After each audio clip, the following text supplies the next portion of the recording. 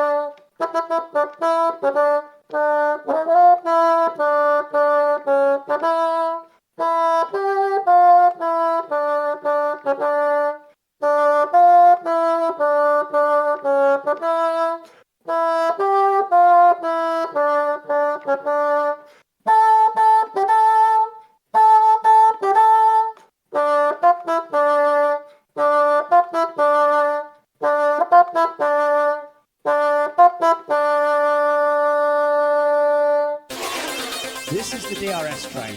How the fuck is that a national anthem? I'm Peter Brook. I'm joined by Nedzo's F1 Gridbox, Josh Revell, and Chizzy, and you're listening to the DRS Train podcast.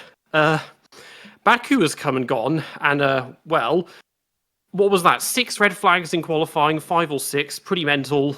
The race, well, crazy first lap, quite consequential one. The rest of it, okay, but overall, and I think Josh would agree with me, more of that, please. Yeah. So I got lost in the majesty of that national anthem. Just brought a tear to my eye. I'm sorry. This is amateur hour from me. More of what? That weekend. Oh yes. Do we want more of it though? Because one of the things that we got out of that weekend was just a reminder that this title battle, once again, compared to the atom bomb of 2021, where we had those two guys sniping at each other, pushing each other to the limits, we got this coughing baby where somehow, in every way possible, they continue to kneecap themselves. And again, Lando Norris, open goal, kicks it over the damn goalpost. So we got that going on. We got people crashing under yellow flags in qualifying. Just asinine moves going on. Like, it's somewhat entertaining, I guess, for some people. For me, I was just looking in bewilderment at what some of these guys who are in the pinnacle of motorsport are doing. But yeah, more of that qualifying, for sure. Even if it did go on for longer than the Grand Prix did. Nedzo?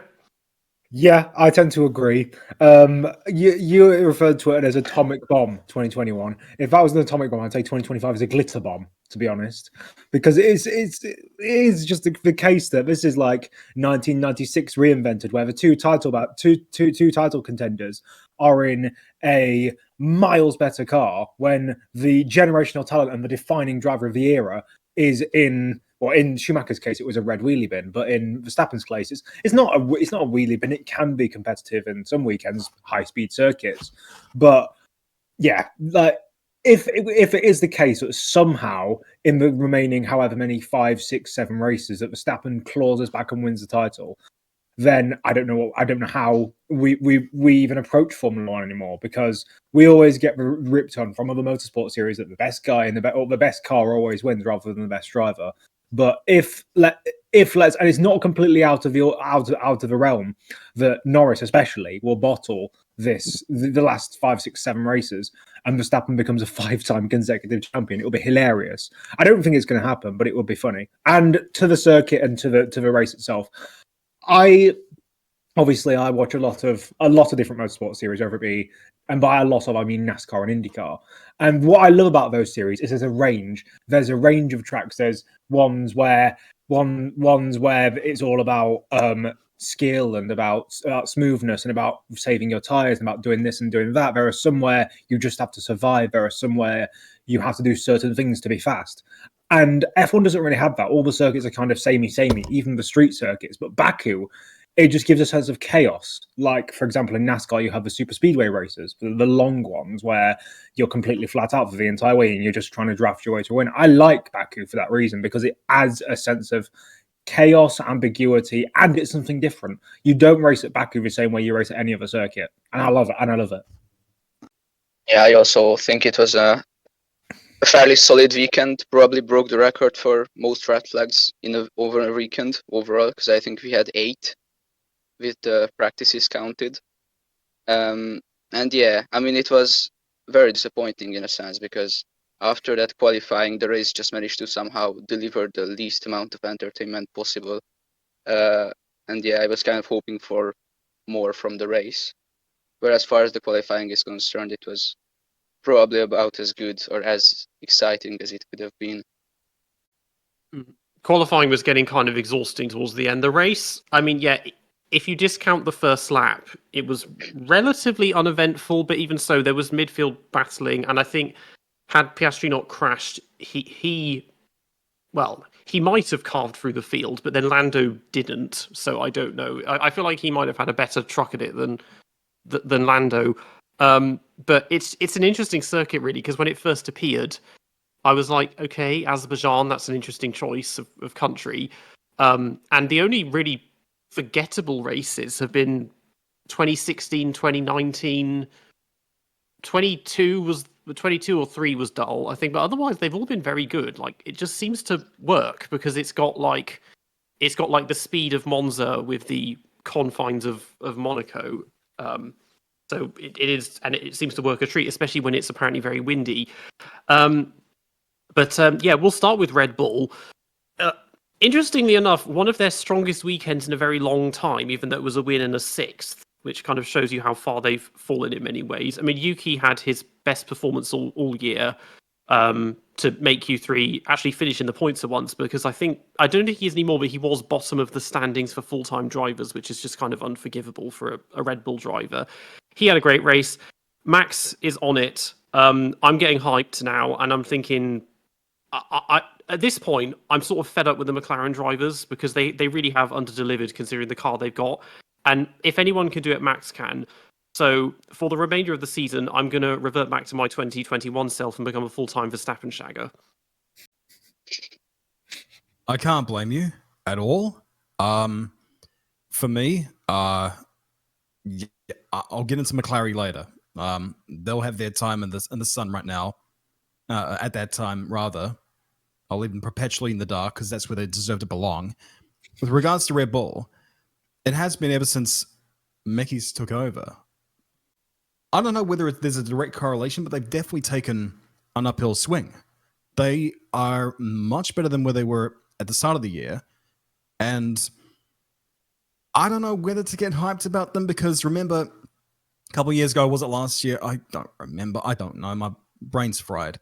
But when Mercedes went on that run where they won 2 races back-to-back, they didn't always win after that. Like, it could just be a case of momentary momentum, and they just never carry it beyond that. We don't know for sure if Red Bull are going to sustain this. If they do, you just need to give Max just that little bit of a chance. You just need to give him a chance of a chance, and he'll take a mile. So if it's at all possible, Max will deliver, and he will potentially overhaul the McLarens, but again, that's a long shot right now. I would prefer that he is in the title hunt. It just makes it much more interesting for us as viewers. It was clinical this weekend from Max. Where Yuki was exactly is hard to tell because, yeah, good to get 6, good to get those results. He was a second behind Max in qualifying, though, so it does make you go, where exactly is he at? Nevertheless, he did what he needed to do in the race itself, aside from passing the guy ahead of him, but at the same time, no one was getting past him the whole race. It was just a bit of an awkward situation where the DRS zone was just not quite long enough. But for Red Bull, it's great stuff. It's exactly where they need to be. Yeah, I tend to I tend to agree with that. Although I will say, obviously, They've won the last 2 races. These wins came at arguably their best tracks on the calendar. Super high speed, especially Monza. And up next, they have arguably their worst track, their bogey track on the calendar in this set of regulations. So if we want to see if Max can truly take this title fight this season in remaining races, we need to see how he does in Singapore. If he gets a podium, it could be on, because then in the next couple of races he could shithouse wins and second places and stuff to take points off of the top 3. But if he's like 12th, well, he's not going to be 12th, but if he's like lower reaches of the points and Yuki's completely nowhere, we know that car, and regardless of what Max does with it, is not going to be capable of this title. As for the Mekis discussion, I think, well, it's been obvious. It was obvious in the latter reaches of 2024 that, unbeknownst to many people, that Horner had basically been leeching off of Adrian Newey for 20 years, and I think we all saw that when it came to the end. Like that's the thing. It's the same with Toto Wolff and leeching off of better and more knowledgeable people like Ross Brawn, like Niki Lauda, like every single engineer that worked at Mercedes during their dominant era. And yeah, I think Mekis is good. Again, we need to see where this goes from here, because it could be a red herring, and we could see them do like a 1989 Ferrari or something to that extent, where they just don't go any further than this. But it could easily do well. And as for your point about not being able to overtake, I said this yesterday. I said this jokingly in the chat yesterday that the one driver who would be perfect for this regulation set is Jarno Trulli, because he just qualified really highly because of his amazing qualifying performances, hold up a massive train of cars, and finish in second or third place in like a midfield car. Now, it's weird how much track position influences race results in this year, because in previous iterations you've seen, even in the worst regulation sets like the 2020-2021 era dirty air, if you had a car that was a second lap faster than someone, you could blaze by with DRS. But now it just seems that we have races where guys like Lawson and stuff can sit in 3rd, 4th, 5th place just because they qualified high. And Hadjar, for example, in Zandvoort, don't get me wrong, he pulled off a great race just to keep it on the black stuff and not make any mistakes. But I think it should be the case that if you qualify highly because you're in a great position, you shouldn't just be able to keep that because track position. Like, can you imagine if Hulkenberg won Brazil 2010 despite doing absolutely nothing? That would have caused absolute scenes. And yeah, again, I don't mind. I don't particularly mind it if it's going to continue this way, because it'll be something different. But I think it's just a bit weird. I think on the point of Red Bull, Max did the classic Lewis of Lewis saying his tires are gone and then setting consecutive fastest laps. He claimed in Hungary that they weren't going to win at all, and then he's now taken back-to-back poles, back-to-back wins. He got the Grand Slam, so now he's tied with Hamilton with 6 Grand Slams each. The leader is Jim Clark with 8. Coming into the weekend, Tsunoda was at the bottom of the standings, and quite literally, he was outscored by every single other full-time driver. The only people he had more points than are Duan and Colapinto. And he's driving what is, probably at least the 4th fastest car on the grid, which is just absolutely embarrassing, to be honest.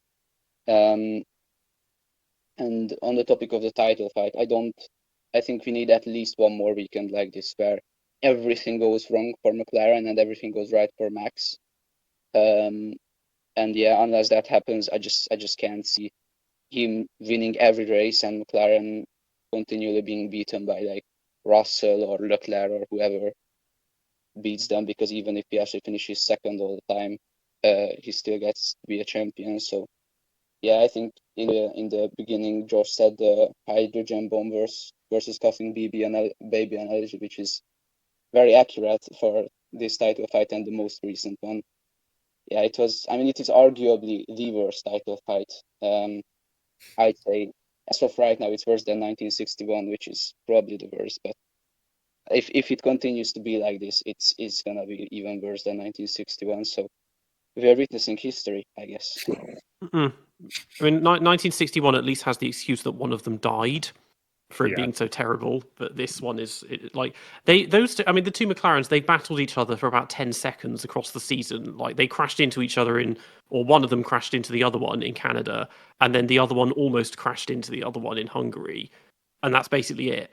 But like Max was, because he was 9th in Hungary, and I've forgotten if anything happened in that race, because I know the year before was when he hit Lewis, but I can't remember if anything happened or if he was just slow this year. But there has been this sudden transformation because like Zandvoort was his first podium since Canada, Monza was his first podium since Imola, and it's really turned its head. And now, I mean, he's 69 points behind Giggly, so he could win every race and every sprint race, and there's 7 races left. That's not enough. He'd need to win all of them. He'd need to win the sprints and have them, one of the McLarens, just not finish second a few times, and he might just do it. But realistically, there needs to be another implosion of this magnitude, which, from Lando, that's going to happen because it's Lando. You didn't think it was going to happen with Oscar, and then everything all happened at once with him. So you never know, but it's injected a lot of excitement into this, and I just need to see it, because for him to do like 5 consecutive titles and to win 3 of them in this manner as well, it's like, this is just absolutely unreal. Particularly with 2.5 years to not have the fastest car as well. That really does not happen very often, especially in an era when reliability isn't an excuse. So yeah, I'm all for it. And yeah, it does seem like Laurent Mekies is working. It is working because Max and Tsunoda have both improved. So yeah, it's all going very well for them. So then next is Mercedes. Yeah, they were really the ones to benefit from this. Because after qualifying, it's like, okay, well, they're out of position, but they're in a prime position to carve through the people in front, and for the most part, they did. Antonelli, finally driving well for the first time in forever. Although that being said, he did nearly put George in the wall at the safety car restart, and George did his usual, snitch teacher's pet, blah blah blah. I was like, oh, we didn't do that. Team orders, blah blah blah. But then because I must have missed it. He overcut Sainz and Thingy, didn't he, to end up second? There wasn't any pass on track. So yeah, good for them. I mean, they've meant that they've prevented McLaren taking the title. They've moved that back one race, but overall, very solid weekend for Mercedes. Prolonging the inevitable there. There is no chance anyone's taking McLaren off of that rostrum. I mean, that was as solid as you can get for Mercedes, just where they are right now. They're not faster than Red Bull, but, they're not faster than McLaren either, and they managed to trump both of them. It was just a very competent race setup, race strategy, strong drive from both drivers, especially George, who, was overcoming the plague or whatever it was on Thursday, where he couldn't attend the was it Media drivers day. Conference? Media day. Yeah, media day. So solid. Antonelli, solid again. Not quite there, but at the same time, as long as he's not being multiple cars back, way off the pace, he at least this time was displaying what he was before the crash in Zandvoort, where it was just as solid as need be. I think he really just needs to get through these next few races through to the end of the year without any incident, because his progression over the course of a weekend seems to be, by practice, he's way off. Qualifying, he's about there. And during the end of the race, you see he's really honing in on George. So there is a progression there. If he picks up where he left off heading into next year, then that bodes well. But it's just a matter of sort of convincing the Mercedes management and Toto Wolff that, hey, I'm not a lost cause. I'm not the biggest bust in F1 history. And the best way to convey that is by, not throwing it into a corner and in another car, being surrounded by bits of what used to be your car.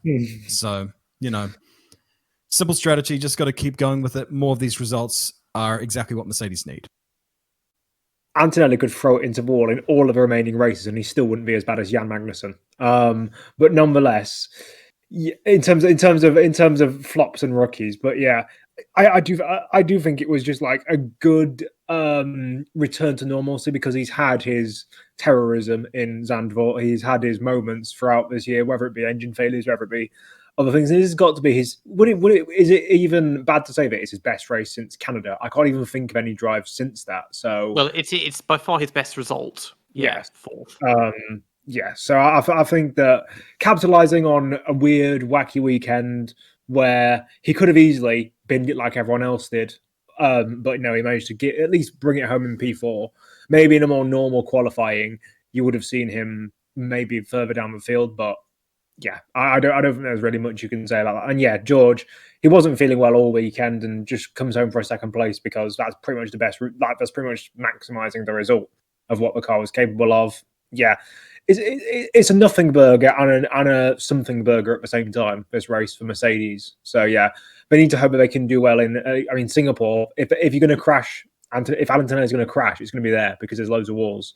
And the remaining races. Luckily, I mean, I want to say that he knows most of the remaining tracks, but then again, Formula 2 doesn't really do many of the tracks at the end of the F1 season. Like places like Kota, he's probably never been before.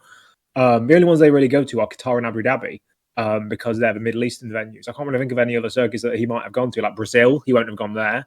Yeah, well, the current season, there's a 2-month break before the final 2 races in F2 yeah, now. It's ridiculous. I think they should spread them out a lot more, or just make F2 go to more races.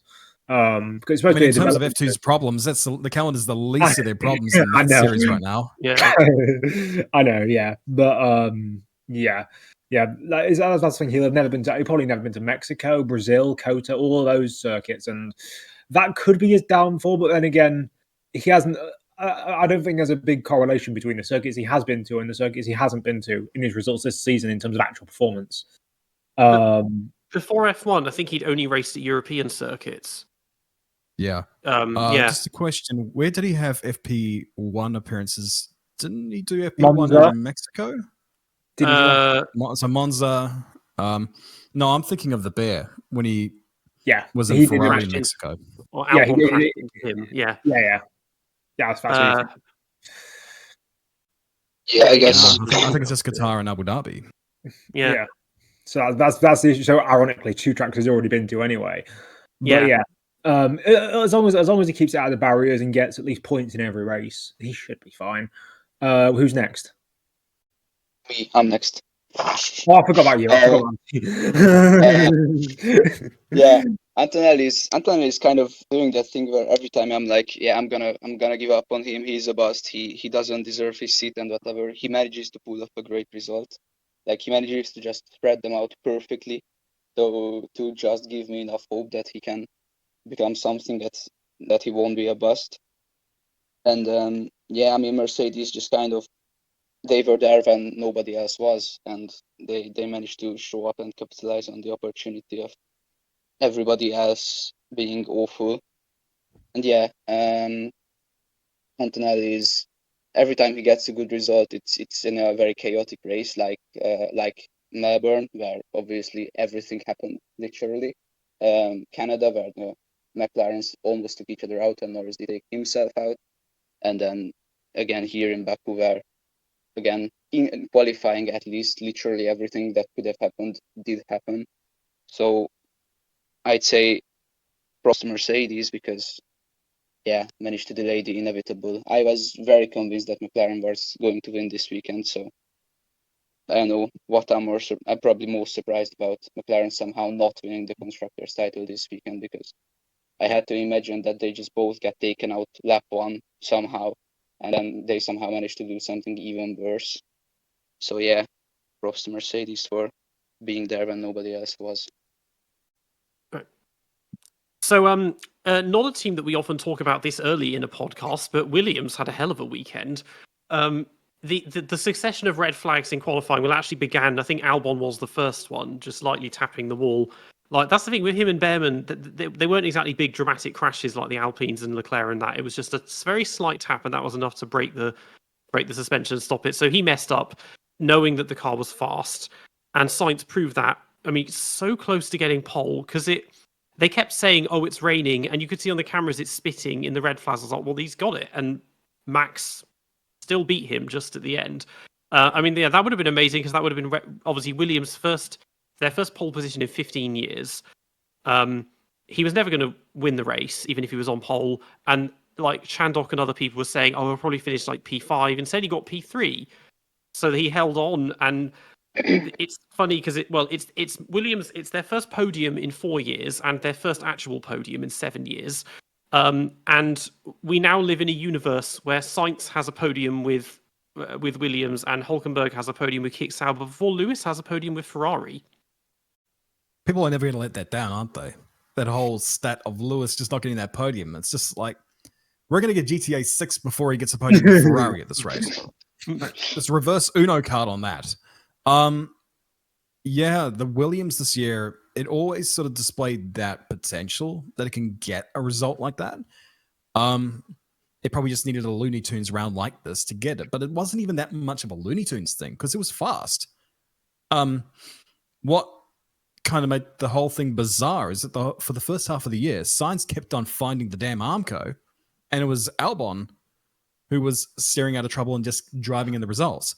This time, there was a clumsy incident on the inside wall in qualifying. That's not something we even see in F2 with the momentous amount of brain cells that don't reside in that series. And then he had that clumsy incident with Franco Colapinto, which I know I'm a tragic for Colapinto, but I think everyone saw that was just, the move was never on. Shouldn't have tried, especially there. He was always going to get Colapinto, and as a result, he compromised his own race on top of what he already did. So it was a howler of a weekend for Albon, which is not something we ever get. But the Sainz, we've been seeing the progressions, just he's getting there, just step by step by step. And finally, he delivers this result. And again, some people may say Mickey Mouse result. Was it? Was it really? He didn't tumble down the order like K-Mag and the Haas. He kept that damn podium, even with the differing strategy that catapulted Russell up ahead of him. P3 still damn good results with Antonelli coming up behind him. I don't think there's many drivers that would have been able to hold on to that. So it's fantastic for Williams, fantastic for Sainz. And it's a little ironic that after the half year that we've already had, that it was Sainz taking the podium and not Albon. But hopefully this isn't a one-off, and that James Vels's efforts are going to pay dividends, and that this is just an upward trajectory. I do love a bit of Williams enjoyment, a bit of Williams supremacy. It is quite fun. Also, Peter, I'd like to pick you up on your pole position point. You said it's their first pole. It would have been their first pole position in 15 years. Not only did you forget Felipe Massa in 2014 Austria, but you forgot the Lord, the legend, Pastor Maldonado. What on earth are you doing? Oh, well, I suppose, I don't know. Yeah, maybe. Well, I suppose the Pasta one, that's pole by virtue of a podium, of a penalty. And the 20, well, everyone forgets everything about 2014 because that year sucked. So whatever. I cannot believe technicalities. Nothing can erase the PTSD of that Maldonado pole and win. I can't believe you'd forget the best one-time winner in F1 history. Well, it just shows how shit they've been for such a long time that I'm getting all this stuff mixed up. Like, yeah, as I said, their first podium on merit since 2015, I think, since Bottas in 2015. Well, no, at Baku 2017, does that count? It's Stroll. On merit. I said on merit. It doesn't count if it's Stroll. Oh, come on. Yeah. He stayed out of trouble. It's not his fault. Yeah. Everyone I'm talking about by on merit, I mean on pace. Just like a normal race, because that was not a normal race, 2017. All props to Stroll, fair enough, but it wasn't on pace. Are we going to account for the wins? For whether anyone walked into any particular shop on any one day, little technicalities, stuff like that. I mean, come on, to be fair, he kind of did fraud his way in there. I mean, to be fair, this wasn't a normal race either. Well, the way qualifying. I'm sorry, I'm going to keep on going on. Yeah. Nothing in Baku is normal. No. Yeah. I think when I was watching the qualifying with my family. And then when Albon hit the wall immediately, like at the beginning of the first push lap, we were like, well, he must be kicking himself, because usually this is a good track for Williams, because of course it's very high speed, low speed corners, very much built for this low drag Williams car. And then Sainz made it to Q3, and we were like, oh well, he must be really kicking himself. And then obviously we weren't prepared for what was about to happen. So yeah, Albon just see the enormous opportunity to score some points, show himself off to everybody that he got it and whatever. So yeah, it was very yeah, it's very interesting that Sainz managed to get the podium and not Albon after Sainz achieved almost nothing the whole season. He barely has more points than Tsunoda, and now he just randomly got a podium, and it was him and not Albon. And yeah, I think also props to Williams because like they didn't panic. They managed to make the right strategy calls with Sainz, even though they aren't used to being in such a high position. They managed to put Sainz on the correct strategy, and obviously Russell was just faster. There's no way to beat him, but they managed to keep Antonelli behind. There was even a point where it looked like Sainz could challenge Russell, but then obviously they had to give up on that because he didn't have the pace. And Albon is just like, yeah, it went from bad to worse because he pitted right at the start when there was a safety car for Piastri. And then after like 17 or 18 laps into the race, they pitted him presumably to test what it would be for Sainz to pit. That was my best guess. That's why they pitted him from fairly new hard. See how, if Sainz pitted, what would be the reaction. And then I guess they weren't satisfied. And then he also immediately took out Colapinto, who for once wasn't to blame in a crash, which is a new thing for me at least. And then also obviously got the 10-second penalty. And it was kind of, I'm never feel very satisfied, or like I feel very dissatisfied whenever I see like, oh yeah, Albon got this 10-second penalty and Colapinto is 12 seconds behind. So it was actually a net gain that he took Colapinto out. Obviously that's not just straight up the case. He got wing damage and whatnot. But I don't know, I know that penalization is supposed to happen based on the action and on the consequences. But still, sometimes the rules need to be revised a little bit because there are very different incidents that just get the same amount of penalty because somebody decided that they are worth the same amount of time penalty. So yeah, that was poor Albon. I guess that's my main takeaway for Williams. Because on track, he did finish 11th, so he did climb from basically last place to 11th at the end, even though he got the penalty and went back 2 places. So from that perspective, he was climbing through, but he was more than 20 seconds off Hadjar by the end, so he was nowhere near the points. But this is actually quite a significant result because Albon, he's been with Williams for fucking forever, and he's been their lead driver for ages, and he's never got a podium, but now Sainz has got one. And this is only the 3rd race this year that Albon has finished outside the points. So he's been having an amazing season, and even with this result, Sainz is still on less than half of Albon's points.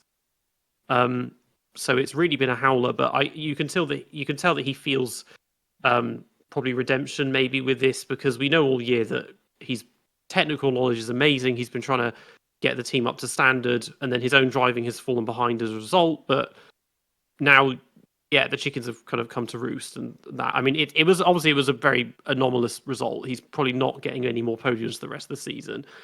But even so, it still kind of sucks that he has to stay there. Because I imagine he's looking at Lewis and thinking, like, I can definitely do better than this if they'd let me stay.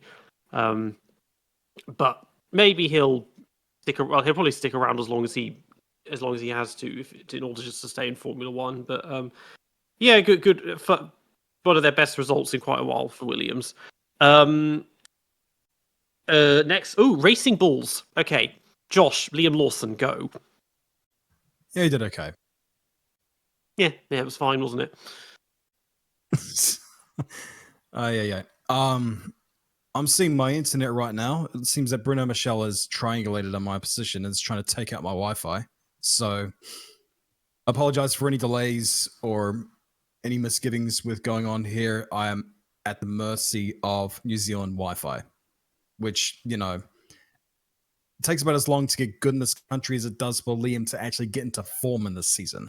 But he got there. It was about everything you can ask from him, rather.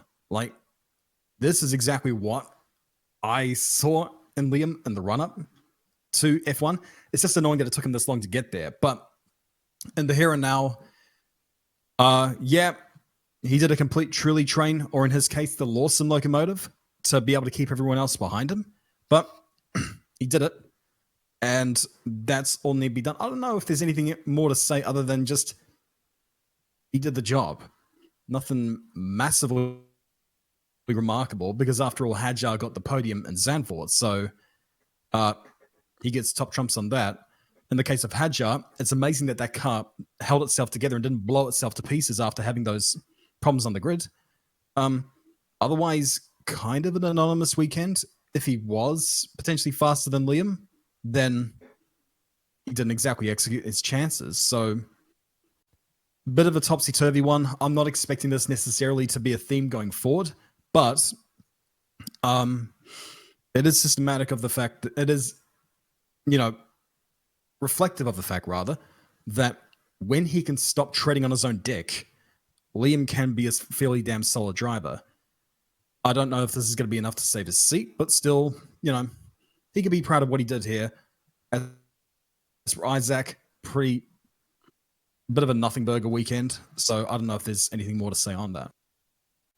I will just say, by the way, I think Hadjar, his last lap in Q3, obviously, Liam got right up into the top three.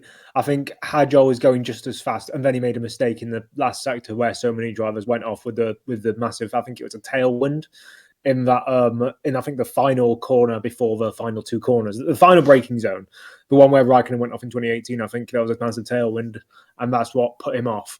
And he was biblically angry at himself. It was like Hadjar. It was like Hadjar from the junior series. He was properly going off at himself. But that's pretty much how it is. Liam did a good job. Hadjar was just there and existed in the race and didn't really do anything. But yeah, Racing Bull's still doing quite well. There's still talk over there, obviously, over those seats and where Arvid Lindblad's going to be next year, where other drivers are going to be. But to be honest, Lindblad isn't doing too many special things in Formula 2, considering the team he's in, especially compared to what Antonelli was doing last year, for example. And considering how Antonelli's doing this year, I think it'd be good to just keep Lindblad in that Campos seat for a second season, especially when there's no particular amazing talents other than Freddie Slater, who's not going to be in F2 next year. There's no particular great talents coming through. Keep Lindblad in the second season, get him a concrete, because if he doesn't win a championship in his second season with the grid that's currently in Formula 2, then he's not deserving of a Formula 1 seat, end of.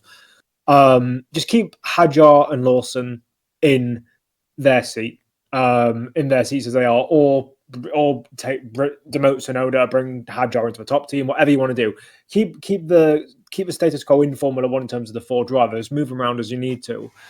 But yeah, I think unless Lindblad goes and wins all the final four races, or however many there are in Formula 2, I don't think there's any need to bring him to Formula 1. I think it will be a bit of a premature promotion, especially, as I said, Antonelli last year with Prema, even though the results weren't as good, it was clear that Prema was the worst car, and him and Behrman were dragging those cars to results they shouldn't have been in. Whereas Lindblad, I don't see the same. I don't see him putting out any amazing performances, any truly generational drives. So a second year, I think, would be the best option for him. But yeah, this is about Racing Bulls, not about Arvid Lindblad. Yeah. I just wanted to touch on F1 as well, F2 as well, since you kind of exhausted everything there was to say about Racing Bulls. We obviously had two rookies, and they proceeded to absolutely embarrass basically the entire grid by just being better on their debut than almost anybody else. And then Ciaron obviously got mecha-chromed, and then in the second race he got to, I think Pepe Marti took him out. And he was like, no, I didn't take him out. He wasn't going to make the corner. And he just sent it, locked up, hit Ciaron, and just put him in the wall. And it's like, yeah, well, that's your fault, right? So, yeah, and then it was just very solid. I think Dino Beganovic was the other one who debuted this weekend, was he? No, he's been in there. Lorenz von Hopen. Both tried it. Or somebody else. Yeah. No one cares about Van Hoopen, though. Let's be real. Yeah, that's fair. Yeah, and then Alex Dunn, who I really liked, he had a terrible weekend as well. So it's just like even the junior academy couldn't do anything for McLaren when the main team failed to deliver, I guess.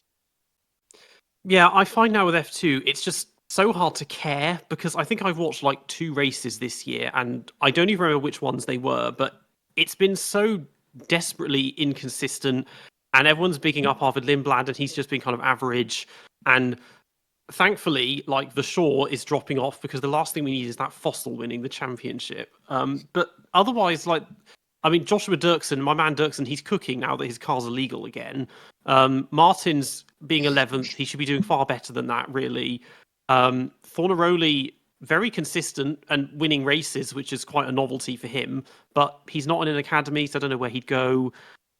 Crawford, again, he's been around for 10,000 years, so it doesn't count, and Browning's too old, and Dunn is an IRA terrorist, and blah, blah, blah. So it's just it's a mess. There's no obvious person that would come through, but like, I mean, Freddie Slater is the one everyone's obsessing it with in the lower formulas because he's fucking loaded and is kind of winning everything in a similar fashion to Antonelli. So give it 2 or 3 years, he'll probably be in Formula One. But Lindblad going to Racing Bulls, they might give it a go, but then an interesting thing, I suppose, back to the race, like Tsunoda and Lawson, is that you would think back in the olden days, Lawson would be asked to give up that place to Tsunoda because it's the A team and the B team, but didn't do that this time, and they had to fight. And it's like, okay, they're probably both fighting for their honour. I mean, Tsunoda is fighting for that seat. I don't think Lawson can or even wants to go back to Red Bull, and Hadjar probably wants to give it a go. So it's really a hot mess, and then it's only going to get even more messy if Lindblad suddenly steps up in the final 2 races and they think, oh yeah, let's give this one a go as well. Yeah, that just is Formula 2. It is just a big mess of especially nowadays, because as you said, there is no like up and coming stars in that. Like, as much as I like guys like Fornaroli and Browning, because they are the consistent bunch of an inconsistent bunch. But even then, there's like Browning made a couple of mistakes this weekend. But there's no one who I genuinely look at as like a future F1 like talent. Like, one of them might get into F1 for a year or two. Even someone like Dunn could, I suppose, go for Cadillac or someone like that if he gets lucky. But again, there's no openings in Formula One. But even if there was, I don't think anyone deserves to be in Formula One on this F2 grid. So we're lucky that we don't have a 24 or 26 car grid, because it would just be full of the guys who are decent enough in Formula 2 to deserve a seat and have a bit of backing behind them. But yeah, I do want to wait for Freddie Slater to come along because I want to see what he can do. But yeah, Stenshawn did well on his first weekend. But yeah, like Fornaroli has I wouldn't say he's got the championship wrapped up, but if he just doesn't combust in these final 2 rounds, he's got the title, and it'll be like, yeah, well done. He's got the title. It wasn't a fantastic one, but I'd still say that I'd probably still say that he's a better driver than what Pourchaire was or what Drugovich was, just because I don't like Pourchaire, and I don't particularly like Drugovich either because of all the annoying Brazilian fans who say, "Oh, he's so much better than Lance Stroll." Like, no, he isn't. Piss off. But yeah, all I will say that I do like about Formula 2 is that Victor Martin's downfall is absolutely godly. Like, he took Behrman out in one race on purpose in 2023. Like, he actually said it on the radio that he took him out on purpose, and ever since then, his career's just gone down the hole, which is hilarious. Yep. Where do I go? I think people who follow me know I've said my piece on Formula 2 in the past. I mean, I don't know. Like, when you have Formula 1 people, people who are in the teams running them, so forth, saying they rely more on the simulator times in their F1 rigs over F2 results, that says a lot. And I want to love F2 because going back to the GP2 days, that was awesome. Love watching GP2 back in the day. Then, just ever since these new V6 turbos have come in, it's just been a mess. And there are NDAs in place with regards to what can and can't be said. I remember Marino Sato brought up that point a couple of years ago about him being on his 10th engine by Austria, and they told him to delete the tweet. And I know that there are former drivers chomping at the teeth just wanting to let spill on the goings on in that series. And it's fine if there's a driver that if there's a driver I predict to have riches and success, be a bust, and someone who I didn't think was going to win is the champion, I don't mind. That's not where my pride lies. My problem is that you will see drastic changes in where a driver is year by year. You will see cars with obvious deficiencies in engine power simply because it's visible even before they get to the DRS zone what's going on. And again, you're seeing cars fail all the time. It's not even a one-off. Like, there was a big uproar about Lando having a barbecue in Zandvoort, but that's so rare in F1. You don't even see that in F3. In F2, is there ever a weekend where a car doesn't blow up? And especially for Stenshorn, who was running away to second, potentially even challenge for the win, then the damn thing blows up on him. It's like, welcome to F2, dude. It's frustrating because you're having these dudes spend 3 million euros a year on these seats, and this is what they're getting. This is a total lottery. And for a series which is forming how the future of these young drivers lies, it's inexcusable what's going on. And you then look at the series, you're like, okay, who is where really? You don't know. And it just makes it all a bit of a farce, and it's sad because you want to love the series. I hope they can solve it, but how long have we been talking about this for? It's just annoying as well because it's the only way into Formula One now. Because back in the day, you had Formula Renault 3.5 and the World Series by Renault, and if you're Max, European F3. And even in the 80s, any of the regional Formula 3 or Formula 2 titles, you could then go into Formula 1 and international Formula 3000. But now it's just this. But it's getting to the point where IndyCar is becoming a more viable path to Formula 1 than Formula 2. Because when people bring up like Passo Ward and Colton Herta and Alex Palou and all of that, and I'm like, but none of these guys went anywhere near the traditional European ladder, and they're the ones being talked about now for Formula One because it's so hard to take Formula 2 seriously. Yeah, another problem with IndyCar is that the super license point it awards is like almost the same as F3. So like, for whatever reason, the FIA thinks IndyCar is closer to F3 than it is to F2. And if the season already finished, I guess. So Colton Herta doesn't actually have enough super license points for F1 because he hasn't achieved good enough results. And just being a solid or okay IndyCar driver is not enough for super license points. To be fair, Herta's reputation definitely precedes his talent in that regard. Like, he hasn't won a single race this year, and he's known for being a bit crash prone, and he's known for being very quick. He's like the Lando Norris of IndyCar. That's essentially what he is. One of the most popular driver, one of the most crash prone, but also one of the fastest. And that's what I worry about if he does get to F1, because I'm a person who thinks that some IndyCar drivers, the cream of the crop, can be just as good as the top F1 drivers. But if Colton Herta was to get into F1, I think he would set the reputations of IndyCar drivers in the minds of F1 elitists back about 50 years. They go, oh, they're just not good enough. They just drive around in circles. They just do all this. They just do all that, the yada, yada, yada that you get for NASCAR, for example. And yeah, Colton Herta is definitely not the man to go into F1 with any sort of reputation or any sort of thing. It should be Palou. It should be anyone. Or we should maybe all the guys who spend all their money on F2 should instead go and race in Indy or Super Formula or whatever. Just go into some other series because they're clearly more useful. I wonder if Dennis Hauger maybe has pulled a blinder here by going into Indy next after spending forever in Formula 2, because then he can go up into Indy and then get into Formula 1 via the back door, basically, and beat all of his rivals to it. Then he'll be 30 by the time he gets there. That's the only problem. Yeah, but it's just the way it's going. It's like, because I get another issue, and I'm kind of beating a dead horse. The reason that we get the rookies come in and they tend to suffer is the lack of testing. Because it's like, okay, well, if Formula 2 is irrelevant, try and make up for that by giving them like Jacques Villeneuve levels of testing in the winter. Because we see this Antonelli, it's no surprise that he's been making lots of mistakes, because it's like he did a couple of FP1 sessions and crashed in them, and it's like, yeah, that's your prep for the year. Because Passo Ward keeps getting FP1 sessions. I think that's more to just do with marketing, to be honest, because he's not going to be putting a McLaren anytime soon. But it's just I think people, because it wasn't something that was broadcast, I think people forget just how much mileage test drivers used to do.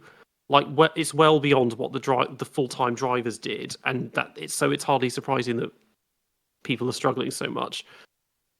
Also, I believe that testing miles, or the complete, or the banning, or the reduction of testing miles, was only done in 2009, I believe, because of the credit crunch. Yes, because of we're well beyond that now. It was everything we do is about cost saving and all that, and it's like, yeah, we're not in that position anymore. Just So give all the teams like a maximum amount of miles they can do, even if it's a ridiculous number. So then all the small teams are just as fairly treated as the big teams. So that you can't use Fiorano, Ferrari, and you can't use any track that's on the current calendar. Well, I think that was the rule I wanted, was you can have unlimited testing mileage, but only on circuits not on the calendar.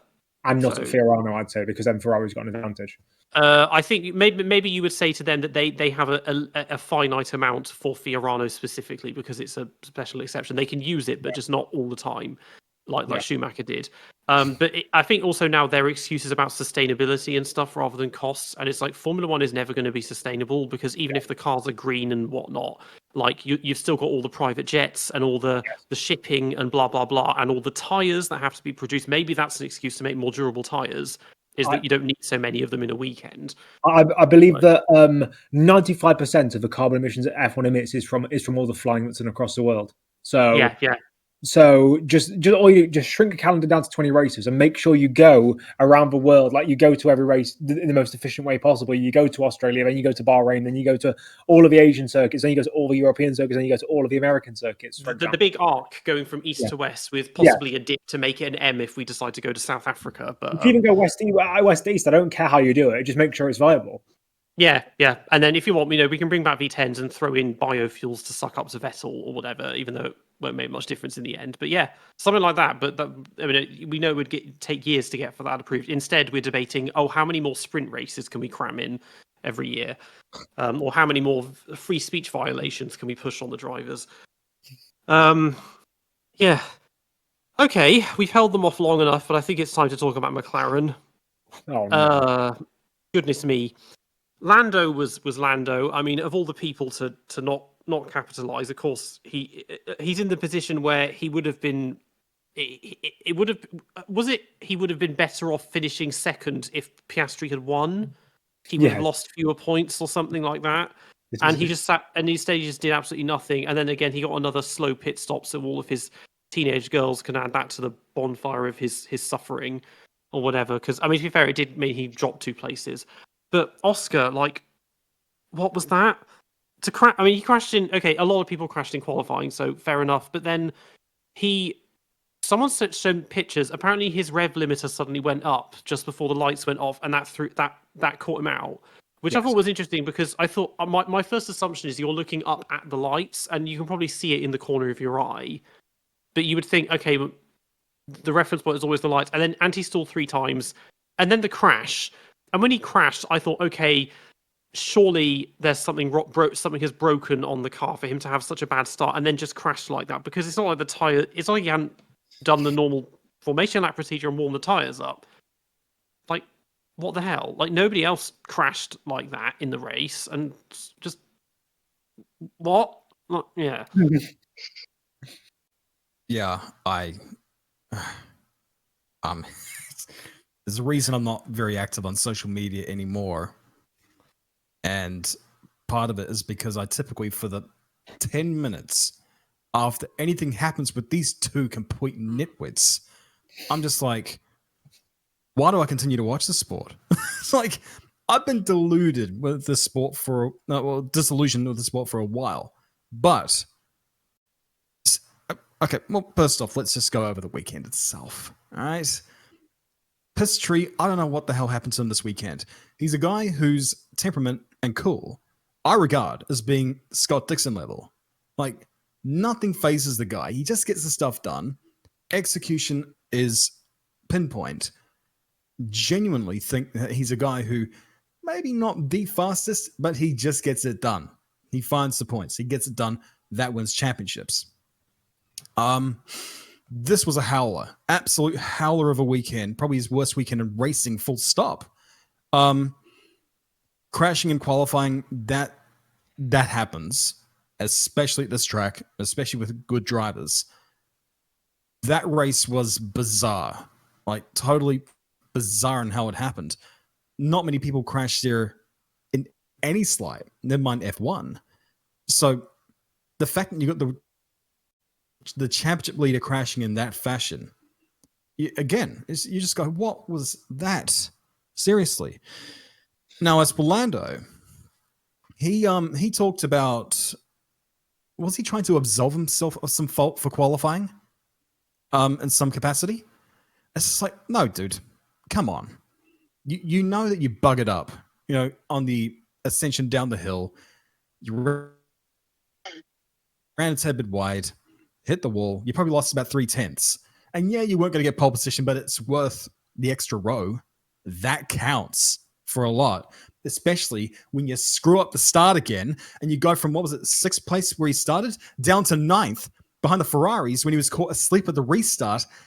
And then he couldn't progress throughout the field, which not necessarily a him problem in terms of struggling to get past on the DRS zones, but it's the fact that he was there in the first place.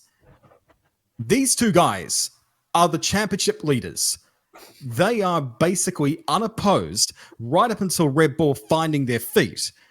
And it's only because Max is a demon and he and probably 2 or 3 other guys on the grid can pull something like this. But it's the mere fact that it's been made a possibility by these morons who cannot stop keeping themselves out of the wall or themselves or out of freaking the marbles and getting themselves wide and making an array of mistakes. I don't know what I'm saying right now. I am just completely discombobulated with my rage because this should be a good title battle. Like they're trying to say, oh, we got parity between these two. We're keeping it equal. Yet they're tripping over themselves to make it happen, making themselves an embarrassment. The jokes kept on going on into the week about, to make it fair, he should crash as well. And it's just great. The two drivers are making themselves look like a joke. The team is looking like a joke. This whole thing is pathetic. Probably worse than 1996, where Jacques has so many bad things about his reputation, yes, but at least before he won the world championship, at least he sort of had a bit of something to him. Damon wasn't quite that, but you just knew full well that Michael Schumacher was there and that if he had a car that can compete, we would not be talking about either of these Williams drivers being champion. It's the same deal here. I expect some mistakes, but the degree of which they're doing it is infuriating everybody, not just me. Everybody is being infuriated by what's going on here. And it's not because they're not my favorites or whatever. It's just knowing what they're both capable of and what they're both doing, which is torpedoing each other constantly. I've never seen people handicap each other this badly in F1 history before. It is a freaking embarrassment. And I hope that if Max can't overhaul these two guys, that these two guys can at least sort their crap out and stop this because it's getting painful to freaking watch. But otherwise, not too bad. Are you okay? Do you need to take a breath? That was a bit passionate. I think I speak for a lot of fans on that. And even if it's not to the degree of which I am, this is a bit of an expenditure. Like a bit of just like, need to let it out a little bit. I think we all just feel utter frustration. Again, mistakes happen. I get that. It's the degree of which they're happening. And you just go, for God's sake, this isn't me hating on them. It's like that sort of PE teacher mentality of, you can be so much better because I know you can be. Why are you doing this to yourself? Yeah, I didn't have any Austrian PE teachers with that accent you just pulled. But I wasn't trying the accent, but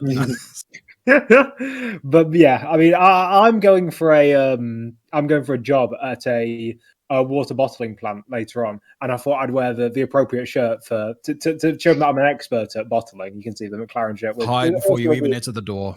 Oh, so yeah, exactly. So yeah, Evian, they've got nothing on me. Will Buxton, yeah, nothing.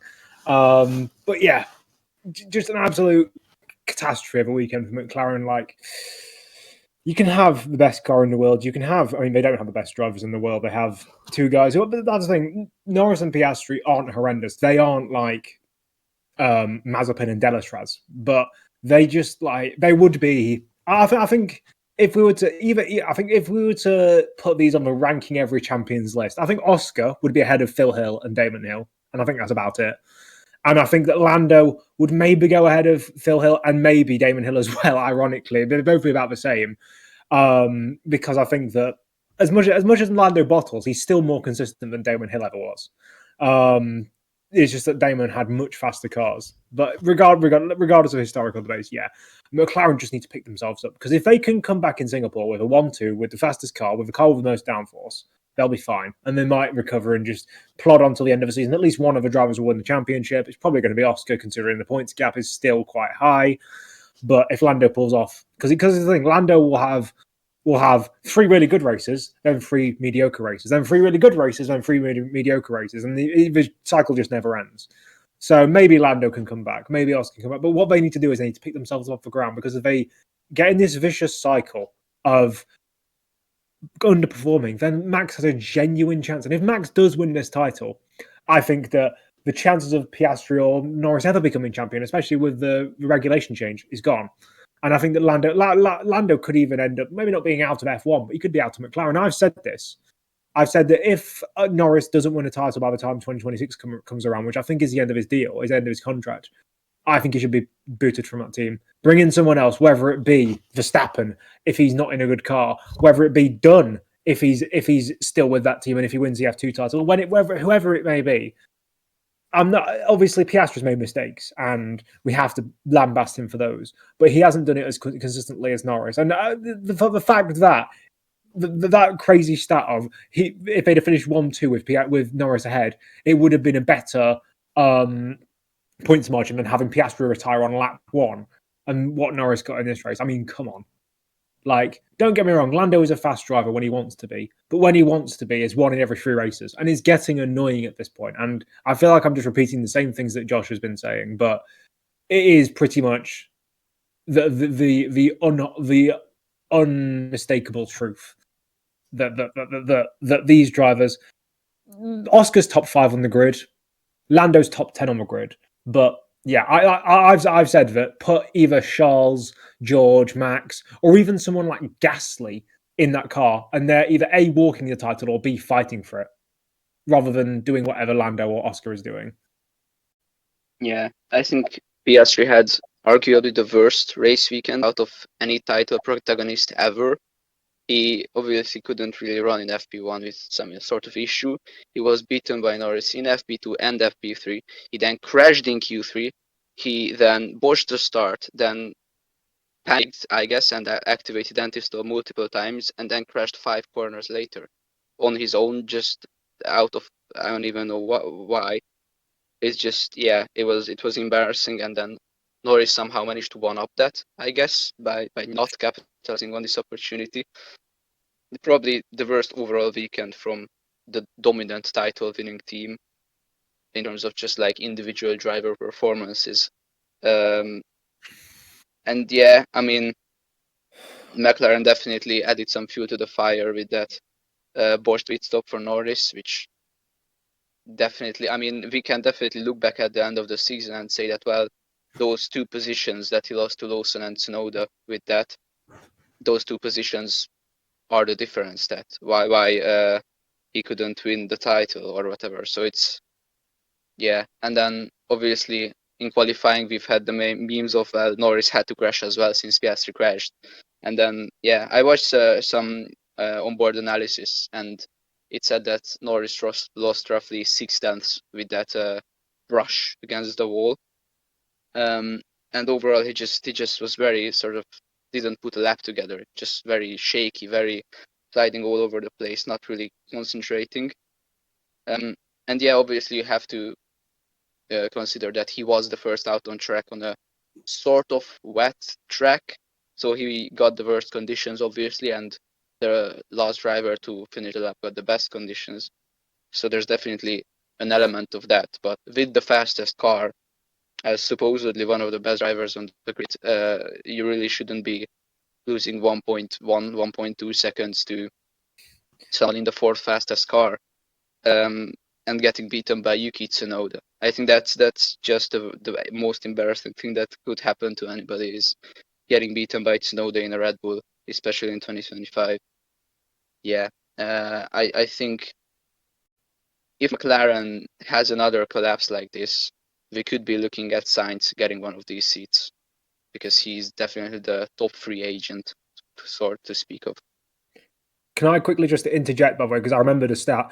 3 Red Bull drivers outqualified both McLarens this weekend. Yeah, It's nuts. and another stat for you is that since the beginning of 2024, Max has scored more points than Lando. Despite from May 2024, Lando had inarguably the fastest car on the grid, and somehow Max still has more points over the last 2 years than him.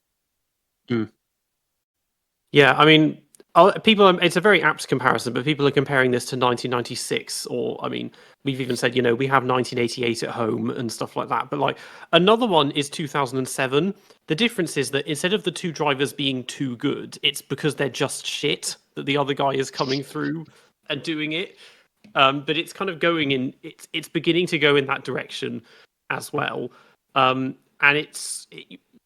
yeah, I don't know. I think people are beginning to see through the veneer that it's just lucking into having an insane car and whatnot. But even so, it's just for Oscar especially, a very, very uncharacteristic weekend to do all of that. I haven't seen, because I didn't watch any of the interviews after the race. Obviously, he will have been interviewed and probably given his take. So I don't know if he said if something was broken or if he just forgot how to drive or whatever.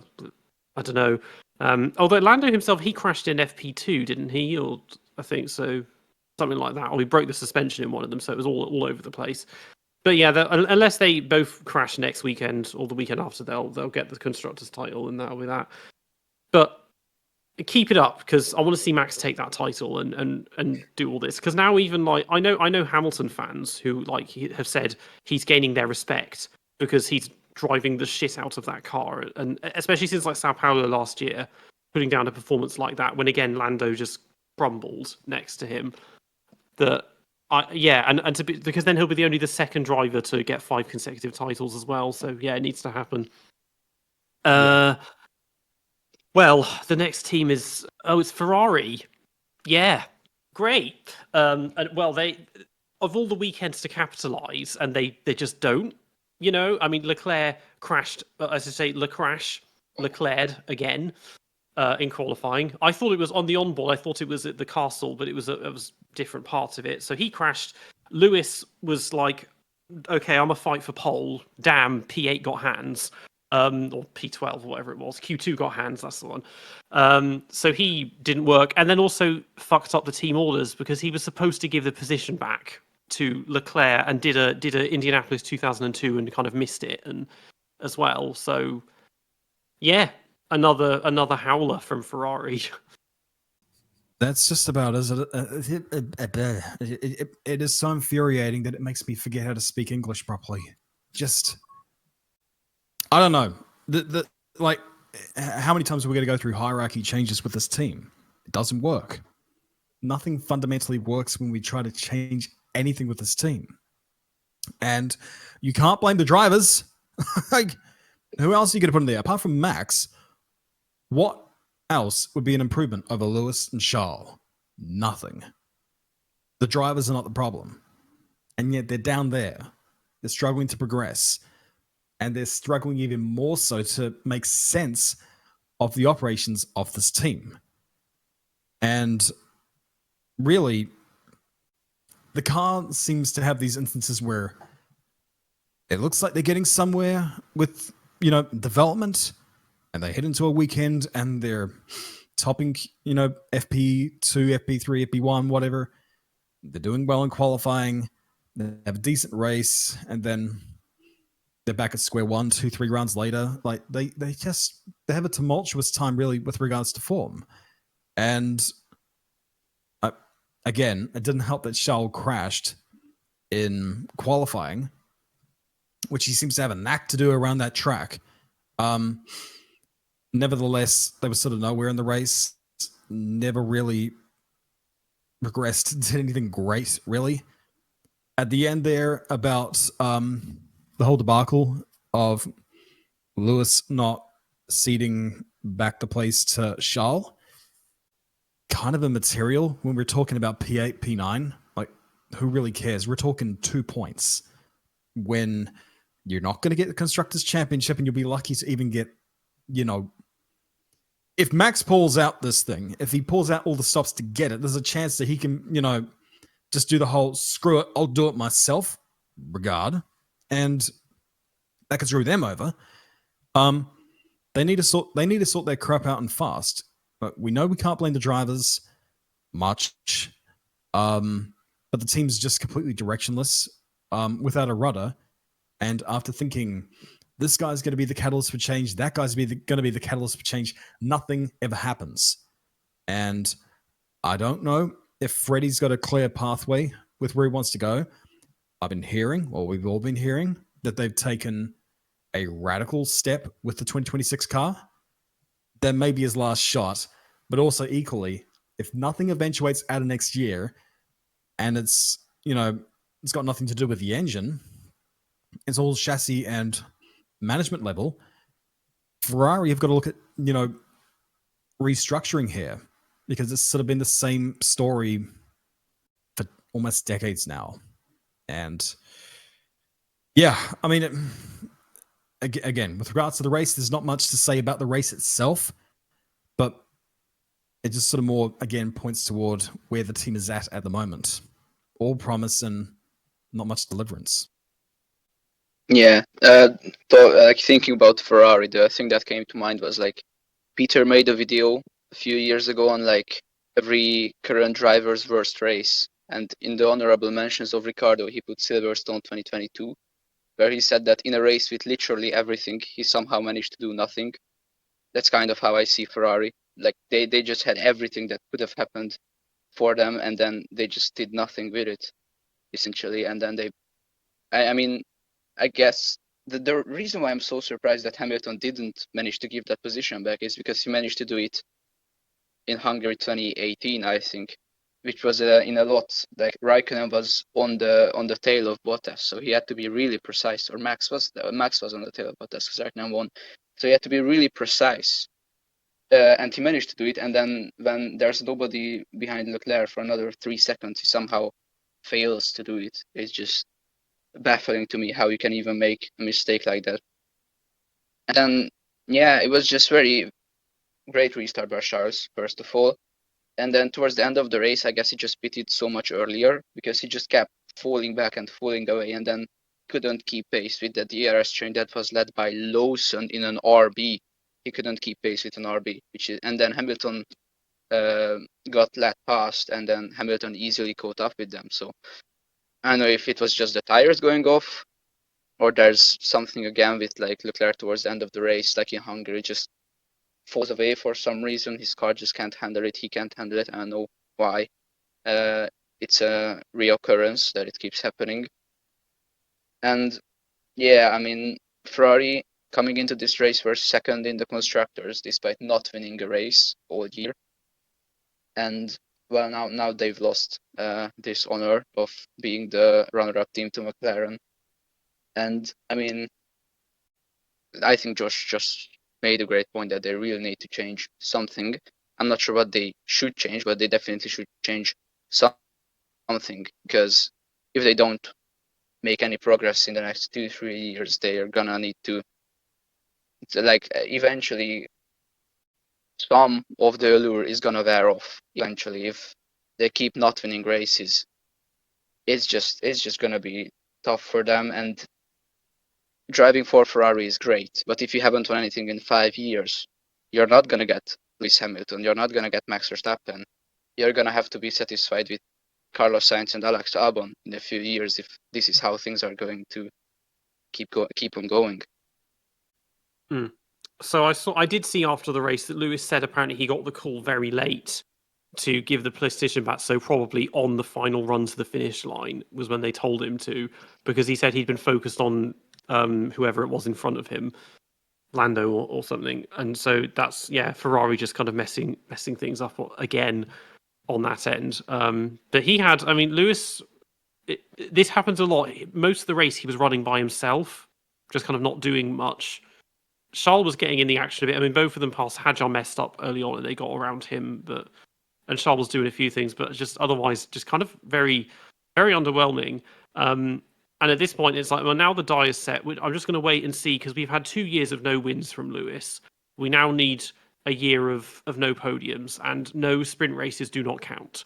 But after Ferrari is kick Sauber. Okay, so Hulkenberg, he hit the wall in quali or in the race, I think, and had a bit of stuff with that. But the pace, midfield, I mean, out of the points, Bortoletto started 13th and then finished 11th, but basically a net 13th because of the penalty and because of for Albon, and then Oscar doing it, Oscar getting crashing.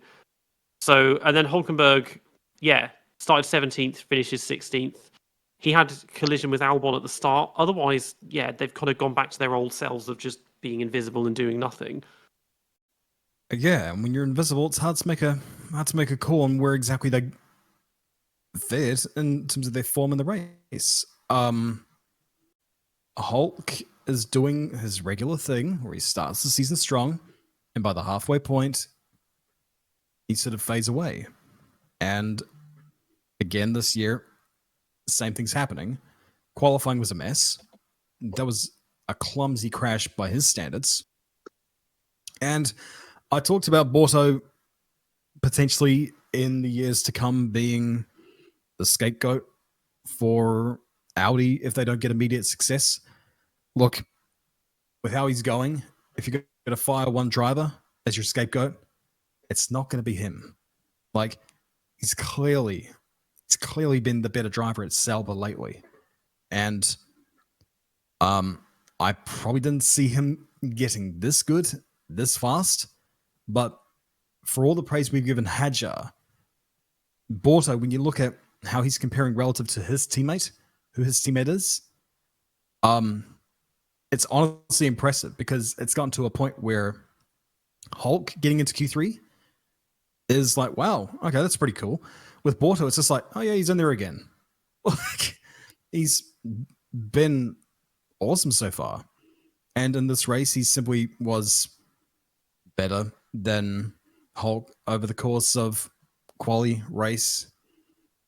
What more could you ask from him to do other than just exploiting as much as he can out of the car and beating his teammate?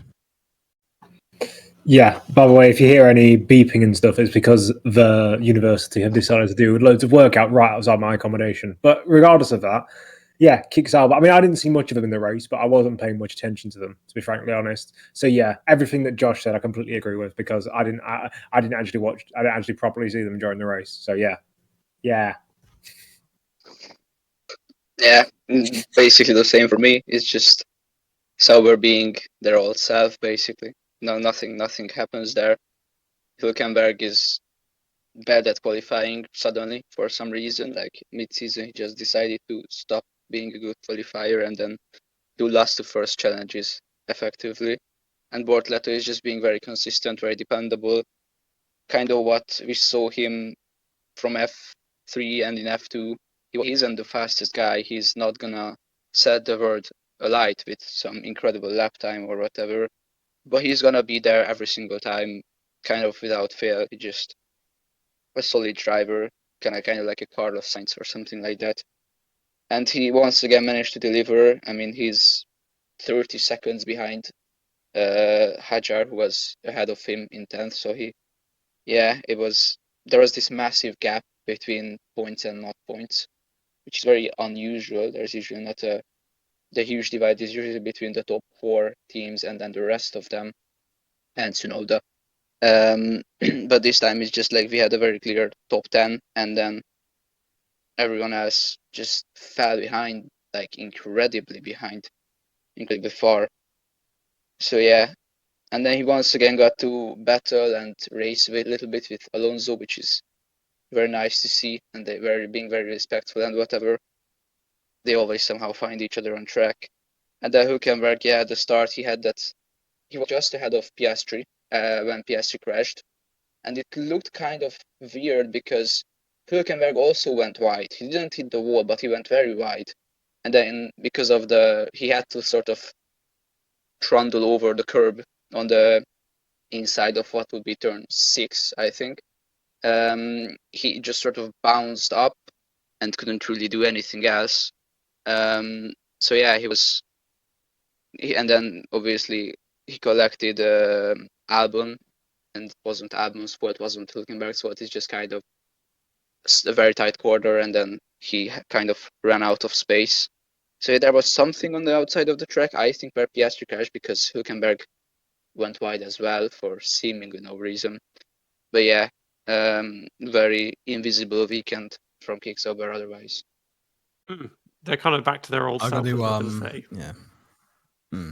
Sorry guys, I gotta bail. It's getting on here. Thanks for having me on the podcast nonetheless. Okay, good to have you on.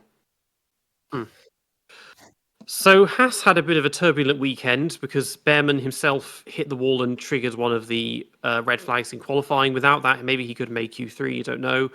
Ocon had another shite qualifying, and then it got even shiter because he got disqualified because something to do with his rear wing or whatever. And then they drove fairly anomalously in the race. I mean, I'm sure that Nedzo has more to say on Behrman than I do, but I actually don't really. We saw nothing of him, like, apart from, I'm trying to think if there was just nothing. We saw him. They went on board with him for like a lap or two, but he was just in a train, I think. So there was nothing that any driver in that midfield could really do, which was a shame. I do think he could have made Q3 because that's the thing. Behrman, when he's firing on all cylinders, is top 5 drivers on the grid in terms of pure speed. But that firing on all cylinders comes like once in every 4 or 5 races. That's the only issue he has, is that consistency. And I've been barking on about this all year. I do still think that he is overall the best rookie this season. That Hadjar and Bortoletto are a close second, but I think that this is the problem he has to work on. He has to work on his consistency, and he has to work on these little errors, because it was, even though he went out of qualifying and it caused a red flag, it was a small mistake. On any other circuit, that's a nothing. Nothing happens to me, just reports a lap and goes again. But because it happens to be on a circuit where the walls are tight and he hit it at the wrong angle, that caused the suspension damage, and that caused him to go out of qualifying. That was frustrating. I do think he would have got through to Q3 because he was showing that speed. And with Ocon, I suppose, Ocon had a surprisingly completely nowhere weekend. So, again, not a good weekend for Haas, but hopefully they can recover. Let's hope this isn't the default for what we're going to see for the rest of the season, because they have had a few good weekends this year, but also mostly stinkers, which is annoying. Yeah, I mean, most of the midfield or back of the grid was caught up in 2 separate DRS trains, both of them being led by an Alpine, because they probably, again, just had no wings on and were otherwise terrible, so you couldn't overtake them, but then they were also incredibly slow otherwise. And yeah, Ocon was probably the only driver I saw who actually managed to overtake the Alpine and get out of the DRS train, so he at least did something. And since there's not much to talk about, I'm just going to disagree with your take on Behrman. I think Hadjar is just overall better than him. And although I agree that Behrman is faster than Bortoletto is just so much more consistent and less crash prone that I would say Bortoletto is a better rookie than Behrman, but they're definitely like a clear top 3 over the rest of the rookie field. yeah, just another kind of they are falling behind this season, I think, now, because it kind of started well and now they're just often disappearing and not doing much with themselves. And they're turning into a sort of Sauber, in that Sauber, other than a few good years here and there, have always been that just solid midfield team that just exists and doesn't do anything, and Haas is kind of going in that direction now. But yeah, they haven't really. Well, they got double points in Zandvoort, but other than that, it's been pretty scant, really. So Aston Martin again.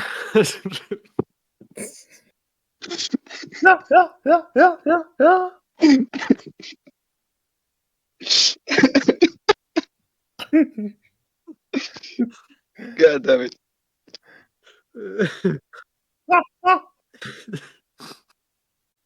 Oh dear. The title of this is just going to be "Our Members Combust." It's just going to be. So Aston Martin had a bit of a fairly anomalous one. Quali was fine. False start and Stroll did nothing, and Nedzo talk. Yeah. So yeah, I mean, Alonso got that penalty. He took it in his stride and then did nothing. Stroll just did nothing. Aston Martin just did nothing. The lean green machines that do absolutely nothing, I think, is a way to describe it. Nui's working his absolute magic, like prime 2007 and 2008 Red Bull. Yeah. They just need to hope for next year, and they need to hope for a miracle, because at the moment it's looking a bit bleak, because they'll have one good weekend in about 7, and then they'll have the rest of them are just like, yeah, what are you doing? If Ace was here, he could talk about strategy and about how if Alonso ran the perfect strategy, he could have been P7 or P6 or something. But yeah, no, just nothing. Genuinely, there is nothing. They didn't crash. They didn't have any sort of errors. So good on them. Probably one of the only teams, if not the only team, to have both drivers completely clean throughout the weekend. But there's no point being completely clean when you're finishing P17 and P whatever positions Alonso and Stroll finish. Because I don't actually care. Yeah. Where was it? 15th and 17th. Yeah. Yeah. And then I just want to say that I disagree with Alonso being penalized. Because the same way that in like the 100-meter dash, for example, if somebody jumps the start, and then other people react to that movement, and then they jump the start as well. Only the first person to actually jump and trigger the reaction from the others, only he gets penalized, because the rest of them just reacted naturally and involuntarily, kind of, to the other person jumping the start. So especially since Alonso didn't gain any positions, I have no idea why he got penalized. Well, he accepted it, but yeah. So last and least is Alpine. Ha! Yeah, very much hat indeed.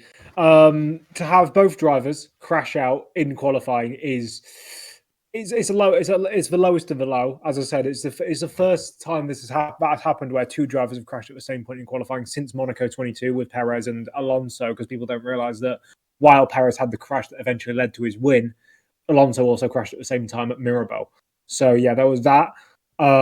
But as I also said, Colapinto has been out qualifying Gasly in recent races, and in this one, I mean, obviously he had that contact with Albon, and I don't know if he eventually finished ahead of Gasly, but I think he performed better because Gasly did nothing. And Colapinto, I mean, don't get me wrong, he's still got the crashing in him, and people are still criticizing him, calling him Crashapinto, Chocapinto, which Choca means to crash in Spanish. But yeah, I still think that he deserves his Formula One seat. I mean, if Paul Aron gets in there, I mean, they'll just be swapping out all the twinks, and it's just BW twink racing. But regardless, I do think that Franco deserves to stay in that seat. They're coming up to Singapore, where he absolutely shat on Albon last year at the first corner. So, I mean, the only way is up. And now, after I've said that, they're going to have a double DNF, and they're going to have £5 million in crash damage in Singapore. I mean, probably, based on how they've been going so far. Yes. Obviously, yeah. Basically, the only thing you can highlight is that they actually managed to lead the DRS trains. Gasly was in 13th, holding up a train of 4, and then Colapinto was 17th or 18th and holding up whoever else was running. But yeah, that's about everything they managed to do. When Gasly slid into the escape zone, Colapinto just sort of panicked and then hit the wall for... I don't even know why. I mean, he's lucky that the yellow flags weren't out yet, because if they were, he would probably get, 50 million penalty points on his license for managing to crash under yellow flags. And I mean, only way it could be made funnier is if he actually crashed into Gasly, because two teammates actually crashing into each other after a qualifying session has concluded would just be the absolute lowlight of F1 history, probably. Well, if it was Ollie Behrman and he crashed into yellow flags, he'd get 4 penalty points and a 30 million place grid penalty, because that's what he seems to get for those sort of things this year. I mean, I thought with that crash, I thought the yellows were going because there's the light was flashing and you could clearly see Gasly in the escape road in front of him. And the light, it looked white. And they kept talking about white flags. I was like, we don't have white flags in Formula One. This isn't Formula France. Like, it's, but like, I was thinking just because the camera, it was meant to be yellow, but just came out because of the glare, it looked white. And I was like, well, that is a yellow. And he's not only has he not slowed down, he was driving fast enough to then crash as well. We actually do have white flags. White flag means slow car ahead. So it's essentially the opposite of a blue flag, or kind of like a warning. If you're on a fast lap, they wave the white flag to know that, so that let you know that somebody is in front of you who is on a push lap. I mean, I didn't know we had white flags. Because they used to have. I know that NASCAR used to have white flags, and that was the equivalent of a green last flag. lap. Yeah. Yeah, or the last lap or something. Yeah. Let me explain NASCAR flags because they're a bit more confusing. There are multiple different types of white flags in NASCAR. This is why it gets confusing. So just a solid white flag means it's the last lap. So they wave the white flag on the last lap. They have a green-white checker, which is due to a rule where they do a restart with 2 laps remaining, and that is the green-white checkered flag. Because that's a part of a rule. And don't even get me started on green-white checkers and restarts, because it's 10 times more confusing than what it sounds. But yeah. So NASCAR has a different, or American racing in general has a different meaning of a white flag. In Europe and in other places in the world, a white flag means slow car, be wary that there might be someone sitting on a blind apex two corners in front of you. A white flag in American series means last lap, or what I've just mentioned. Right. Okay. But yeah, I've never heard of white. I mean, maybe it's because if it's a flashing light, fair enough. But the marshals don't have white flags that they wave. To my knowledge, in Formula One, no. It might have done in previous years when before lights existed, but no. But that white flag thing, I've never, because before that, it's like, well, no, you flash a yellow if someone has stopped or is going slowly. But yeah, whatever. He did that, and yeah, they were the only 2 drivers that got lapped. The pace doesn't exist, and maybe I'll start caring again when Briatore's gone. I don't know, but like they can't even be my HRT because they used to be good. So I can't even keep an eye on them for that. So they're just annoying. Yeah. So in the end, the race. I mean, other than the first lap, not much happened. But championship-wise, that was very consequential. It's setting us up. Max needs to keep this going because this could really be a scorcher at the end of the season. But let's do tops and flops. Tops. Sainz, Max. And I'll throw in Lawson, I think. I'll go for. I just agree. Yeah, I mean, I'll probably go for Max. Is definitely one of them. George, I think, is in there because of his perseverance, you could say. And do I want to go for Sainz or do I want to go for Lawson? I'll go for Lawson just to be contraire. Flops then. Goodness me. Oscar, Lando, McLaren, Ferrari, Alpine, probably Aston Martin. Yeah, all of them. Just everyone except Max, basically. I'll go for Oscar, our technical difficulties, and red flags. Yeah, I'll also probably go for McLaren, Alpine, and Peter's camera, probably. Yeah. It's like a 1980s Renault. It just keeps breaking down. Yeah. But yeah, that was a good one. We've got Singapore, another street circuit in 2 weeks. In many respects, very unlike Baku. It's slow, but there's plenty of barriers for Oscar to crash into this time. Probably not very good for Red Bull because they do like the faster tracks. So we're not the only circuits coming up that I feel like they'd really be good at are Las Vegas and Mexico. Maybe Brazil. Yeah, and the rest of it, I think it's going to be kind of McLaren City for the remaining ones, which is very disappointing, actually. Singapore. I mean, that race is going to last. I mean, maybe it still won't be as long as qualifying took, but it'll be a long race anyway. Let's hope it's wet. Oh yeah, that'll be fun. Well, that was a very good last time it was wet. That was a very consequential race for the championship as well. But yeah. Tune in for that. You've been listening to the DRS Train podcast. We're on YouTube and Spotify, and you can find us on Instagram and X at the DRS Train podcast. If you become a channel member, you can get access to all of the outtakes and everything else that has made this episode took twice as long to make as it should. And you'll join the people who already have that, which is Burak Choshkun, Chris O'Dea, and Blue Guy. Make sure to tune in for our next episode. Stay safe, and we'll see you all next time. Bye.